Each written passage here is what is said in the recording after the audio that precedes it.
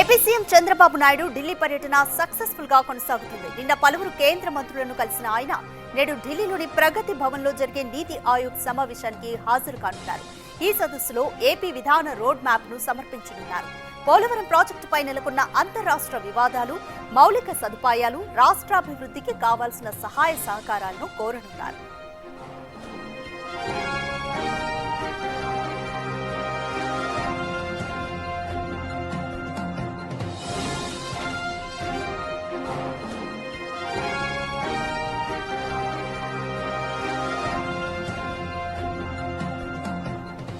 మొదటి రోజు పర్యటనలో కేంద్ర మంత్రులు ప్రహ్లాద్ జోషి, రాజ్నాథ్ సింగ్, జితేందర్ సింగ్, సిఆర్ పాటిల్, నిర్మలా సీతారామన్, అమిత్ షా, అశ్విని వైష్ణవ్ ను కలిసి రాష్ట్ర అభివృద్ధికి నిధుల విడుదలకు సహకరించాలని విజ్ఞప్తి చేశారు.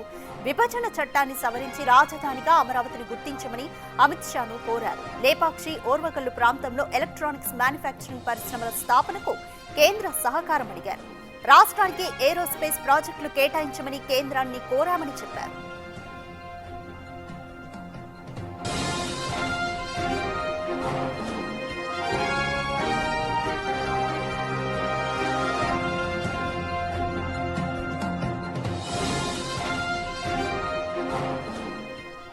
మోర్ డీటెయిల్స్ మా ప్రతినిధి శివ అందిస్తారు. శివ, ఏపీ సీఎం చంద్రబాబు నాయుడు ఢిల్లీ పర్యటన అయితే సక్సెస్ఫుల్ గా కొనసాగుతుంది. ఏపీని అభివృద్ధి పదంలో పూర్తిగా నడిపించాలన్న లక్ష్యంతోనే కంప్లీట్ గా ఈ ఢిల్లీ టూర్ అని అనుకోవచ్చా? ఇంకా ఎటువంటి అంశాలను కేంద్ర మంత్రులతో చంద్రబాబు నాయుడు డిస్కస్ చేయబోతున్నారు?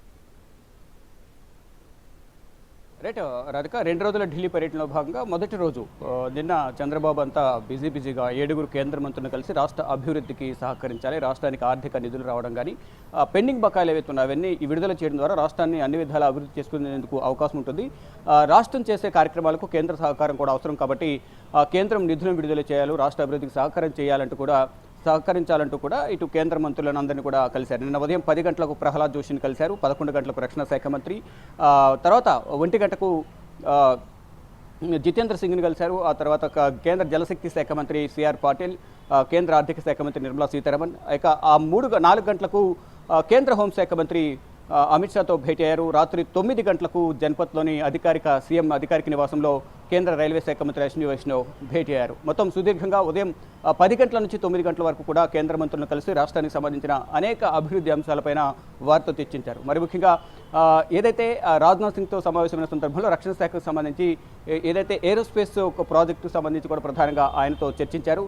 ఇటు బనకచెర్ల అలాగే పోలవరం ప్రాజెక్టులకు సంబంధించి కేంద్ర జలశక్తి శాఖ మంత్రితో సిఆర్ పాటిల్తో చర్చించారు. దాని ద్వారా ఎంతో ఉపయోగకరంగా ఉంటుంది. బనకచెర్ల దాన్ని లింకప్ చేయడం ద్వారా వివిధ ప్రాజెక్టులు కూడా నీటిని సరఫరా చేసేందుకు రైతాంగానికి నీరు ఎక్కువగా ఉపయోగకరంగా ఉంటుందంటూ కూడా ప్రధానంగా ఆయనతో చర్చించారు. తర్వాత కేంద్ర ఆర్థిక శాఖ మంత్రి నిర్మలా సీతారామన్తో సమావేశమైన సందర్భంలో ఏదైతే పోలవరం బనకచెర్ల ప్రాజెక్టు ఏదైతే ఉందో దానికి సంబంధించి నిధులకు సంబంధించి ఆర్థికంగా నిధులు ఇవ్వాలి కాబట్టి దానికి సంబంధించి కేంద్ర ఆర్థిక శాఖ మంత్రి నిర్మలా సీతారామన్తో కలిసి ఇటు పోలవరం బనకచెర్లకు సంబంధించిన నీటి ప్రాజెక్టు నిధులతో పాటు మరోవైపు గతంలో ఏదైతే పలుమార్లు కేంద్ర ఆర్థిక శాఖ మంత్రి కలిసిన సందర్భంలో రాయితీల రూపంలో వచ్చే నిధులు కానీ ఇటు కేంద్రం నుంచి ఆర్థికంగా రాష్ట్రాలకు రావాల్సిన నిధులు ఏవైతే ఉన్నాయో బకాయిలు అవన్నీ కూడా విడుదల చేయాలంటూ కూడా గతంలోని పలుమార్లు కలిశారు. దానికి ఫాలోఅప్లో భాగంగా మళ్ళొకసారి కలిశారు. సీఎం చంద్రబాబు కూడా ఇదే చెప్పారు. అంటే ఒకసారి కలవడం ద్వారా పనులు కావు, పలుమార్లు కలిసి ఫాలోఅప్ చేసుకుంటేనే పనులు అనేవి అవుతాయి కాబట్టి ఈ నేపథ్యంలో ఢిల్లీ రావడం, కేంద్ర మంత్రులను కలుస్తున్నానంటూ కూడా సీఎం చంద్రబాబు తెలియజేశారు. దానిలో భాగంగానే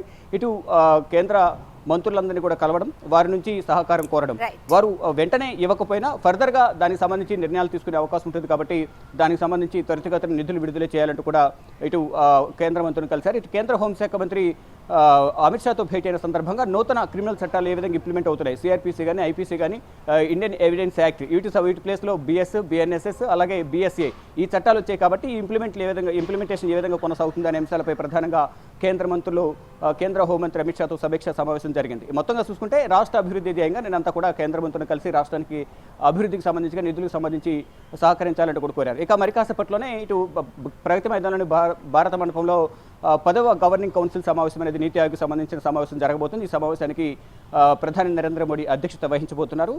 సీఎం చంద్రబాబు ఈ సమావేశానికి హాజరు కాబోతున్నారు. దీనిలో ప్రధానంగా పోలవరం ప్రాజెక్టు అలాగే ఆంధ్రప్రదేశ్ సంబంధించిన పలు కీలక అంశాలను ఒక రోడ్ మ్యాప్ను తయారు చేసి దానికి సంబంధించి పవర్ పాయింట్ ప్రజెంటేషన్ కూడా సీఎం చంద్రబాబు ఇవ్వబోతున్నారు. సీఎం చంద్రబాబుతో పాటు తెలంగాణ సీఎం రేవంత్ రెడ్డి, ఇతర రాష్ట్రాల ముఖ్యమంత్రులు కూడా ఈ నీతి ఆయోగ్ 10వ గవర్నింగ్ సమావేశానికి హాజరు కాబోతున్నారు. Radhika, thanks for the update.